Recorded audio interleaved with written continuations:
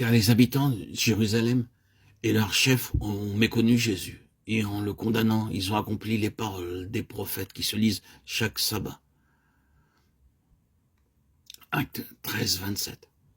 Cette déclaration prise dans son ensemble a une signification qui embrasse une grande période de l'histoire d'Israël, mais son application directe et immédiate, c'est que si les personnes auxquelles elle se réfère, les habitants de Jérusalem et leurs chefs, s'étaient bien conduits dans le domaine familial, ils auraient eu une attitude et un comportement différent de celui qu'ils ont eu. Chaque semaine, sabbat après sabbat, pendant de nombreuses années, ils ont entendu ce qui était écrit. Mais finalement, parce qu'ils n'ont pas admis la vérité qu'ils entendaient, ils se sont conduits d'une manière entièrement opposée à ces choses, quoique dans la souveraineté de Dieu, il les a accomplis en agissant de la sorte. Assurément, c'est là une parole d'avertissement. Elle témoigne d'une terrible possibilité. Entendre constamment les mêmes choses et ne pas admettre ce qu'elles signifient, se conduire de manière presque contraire à nos propres intérêts, agir pour notre perte alors qu'ils auraient pu en être autrement. Le propos est le suivant. Il y a une voix dans les prophètes qui peut être manquée, un sens que l'on peut ne pas saisir, et les conséquences peuvent être désastreuses pour ceux qui sont concernés.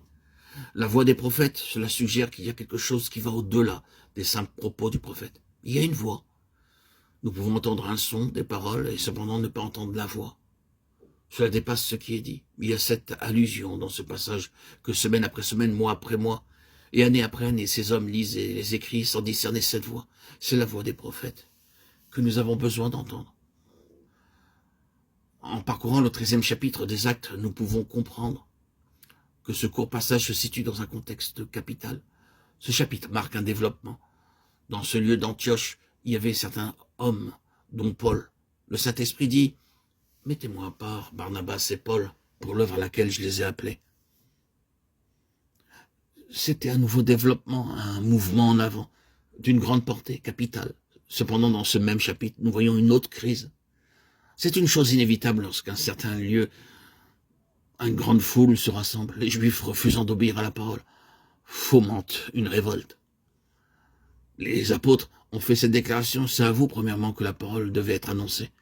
Mais puisque vous la repoussez et que vous jugez vous-même indigne de la vie éternelle, voici, nous nous tournons vers les païens.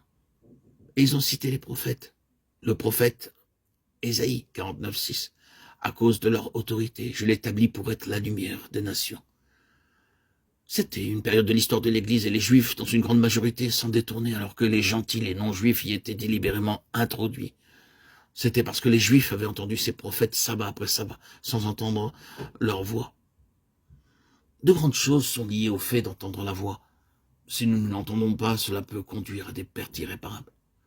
Des choses importantes concernant Israël ont eu lieu depuis cette époque d'Acte 13. Ce n'est pas dans mon intention de parler des prophéties qui concernent les Juifs, mais ma pensée est la suivante. D'une part, ce n'était pas une petite chose de ne pas avoir entendu la voix des prophètes. D'autre part, vous remarquerez la grande joie des non-juifs, des gentils. Il est dit ceci, les païens se réjouissaient en entendant cela, ils glorifiaient la parole du Seigneur. D'un côté comme de l'autre, entendre ou ne pas entendre a eu de grandes répercussions. C'est toutefois une grande chose d'entendre et d'agir en conséquence. Je pense que c'est une question sérieuse et qui mérite toute notre attention.